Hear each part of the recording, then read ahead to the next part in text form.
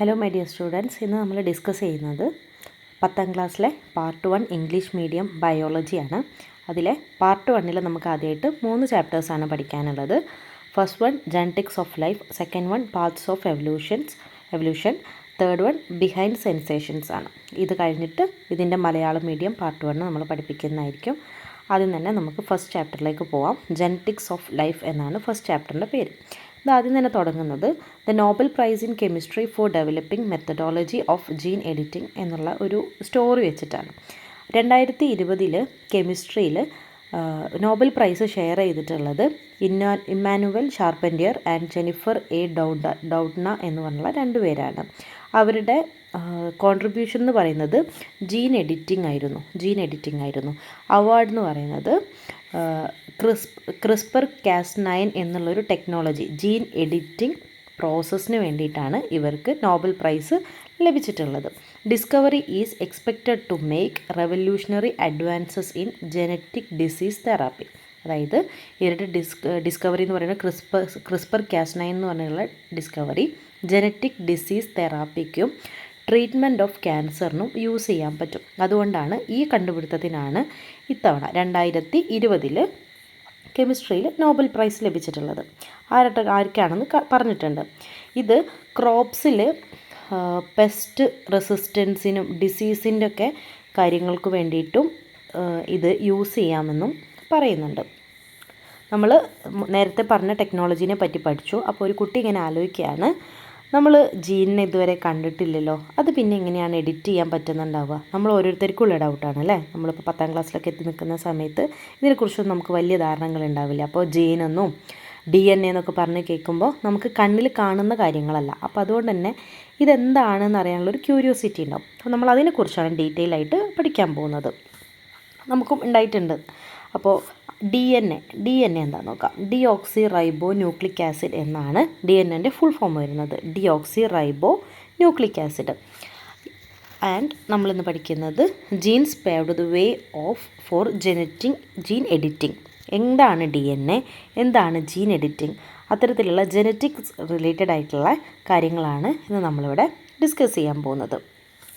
നമുക്ക് ആദ്യം തന്നെ നോക്കുന്നത് DNAൻ്റെയും ജീനിൻ്റെയും ലൊക്കേഷനും അൾട്രാ സ്ട്രക്ചറുമാണ് ആദ്യമായിട്ട് നമ്മൾ നോക്കാൻ പോകുന്നത്. അതിന് നമ്മളിവിടെ ഉപയോഗിക്കുന്നത് ഒരു ചിത്രമാണ്, ഒരു ഡയഗ്രമാണ്, ഒരു ഇല്ലസ്ട്രേഷനാണ് നമ്മളിവിടെ നോക്കുന്നത്. ഒരു ഡയഗ്രം കാണുന്നുണ്ടല്ലോ, അതിൽ എന്താണ് ഒരു സെല്ലെന്ന് കാണുന്നുണ്ട്. ഈ കാണുന്നതാണ് ഒരു സെല്ലെന്ന് പറയുന്നത്. ഈ സെല്ലിനകത്ത് ഈ റൗണ്ട് ചെയ്തിട്ടുള്ള ഈ കാര്യമാണ് ജീൻ എന്ന് പറയുന്നത്. ജീൻ എന്ന് പറയുന്നത്. ആ ജീനിനെ മാത്രം എടുത്തിട്ട് ഇപ്പുറത്തേക്ക് വരയ്ക്കുമ്പോൾ ഇതിനകത്ത് ന്യൂക്ലിയസ് വരുന്നുണ്ട്. ഒരു സെല്ലിൻ്റെ സെൻറ്റർ ഭാഗത്ത് വരുന്ന ന്യൂക്ലിയസിനെ എലാബറേറ്റ് ചെയ്ത് വരച്ചിട്ടുള്ളതാണ് ഇത്. ആ ന്യൂക്ലിയസിനകത്ത് ഇങ്ങനെ എക്സ് ഷേപ്പിലൊരു കാര്യം കാണുന്നില്ലേ, ഈ എക്സ് ആണ് ഒരു ക്രോമസോം എന്ന് പറയുന്നത്. ആ ക്രോമസോമിനെ നമ്മൾ മാറ്റി വരച്ചിട്ടുണ്ട്. ഈ ക്രോമസോമിനകത്തുള്ള ഒരു സ്ട്രക്ചറാണ് നമ്മൾ ഈ വരച്ചിട്ടുള്ളത്. ഇതാണ് ഒരു ചുറ്റുകോവണി പോലെയുള്ള ഈ രൂപത്തിനെയാണ് DNA എന്ന് പറയുന്നത്. അപ്പോൾ നമ്മളെ ശരീരത്തിനകത്ത് DNA എവിടെയാണ് കാണപ്പെടുന്നതെന്ന് ചോദിച്ചു കഴിഞ്ഞാൽ സെല്ലിനകത്ത് ഉള്ള ന്യൂക്ലിയസിനകത്തുള്ള ക്രോമസോമിലാണ് DNA കാണപ്പെടുന്നത്. ലൊക്കേഷൻ ഓഫ് DNA മനസ്സിലായല്ലോ. ഇനി ന്യൂക്ലിക് ആസിഡ് എന്ന് പറയുന്ന DNAൻ്റെ എന്താണ് ബയോളജിക്കൽ സ്റ്റഡീസിന് അതിനുള്ള ഒരു റോൾ എന്താണെന്നാണ് നമ്മൾ അടുത്തതായിട്ട് നോക്കാൻ പോകുന്നത്.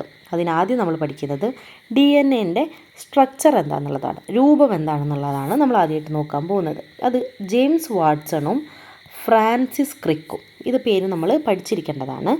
ജെയിംസ് വാട്സണും ഫ്രാൻസിസ് ക്രിക്കും ഇവരൊരു double helical model of DNA എന്നുള്ളത് കണ്ടുപിടിക്കേണ്ടായി.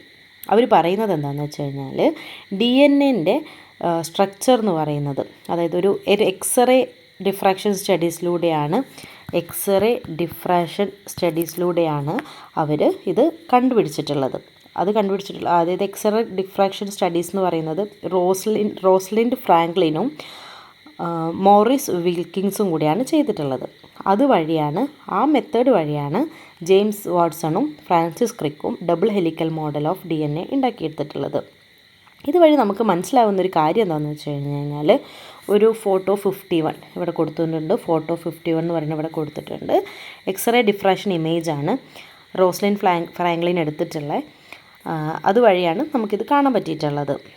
അതിന് തന്നെ ഇവർക്ക് നോബൽ പ്രൈസും ജെയിംസ് വാട്സണും ഫ്രാൻസിസ് ക്രിക്കിനും മൗറിസ് വിൽക്കിൻസിനും എന്ത് ചെയ്തിട്ടുണ്ട്, നോബൽ പ്രൈസ് ഇൻ മെഡിസിൻ 1962 കിട്ടിയിട്ടുണ്ട്.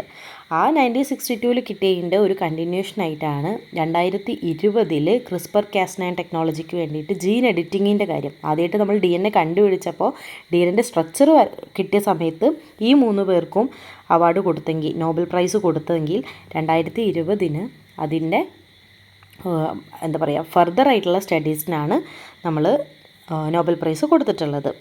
അപ്പോൾ double helical model of DNA കണ്ടുപിടിച്ചതിന് 1962 ഈ 3 പേർക്കും ജെയിംസ് വാട്സണും ഫ്രാൻസിസ് ക്രിക്കിനും മൗറിസ് വിൽക്കിൻസിനും എന്ത് ചെയ്തു, നോബൽ സമ്മാനം ലഭിക്കേണ്ടായി. ഇവരെല്ലാവരുടെയും ഫോട്ടോ കൊടുത്തിട്ടുണ്ട്. നമ്മുടെ ഫ്രാങ്ക്ലിൻ എന്ന് പറയുന്ന അദ്ദേഹം ആ സമയത്ത് 37ാമത്തെ വയസ്സായപ്പോഴേക്കും മരിച്ചു പോയിട്ടുണ്ടായിരുന്നു. അതുകൊണ്ടാണ് അദ്ദേഹത്തിന് നോബൽ പ്രൈസ് കിട്ടാണ്ടിരുന്നത്. ഇത്രയും കാര്യം ക്ലിയർ ആണോ? അങ്ങനെയാണെങ്കിൽ നമുക്ക് അടുത്ത ഭാഗത്തിലേക്ക് പോവാം.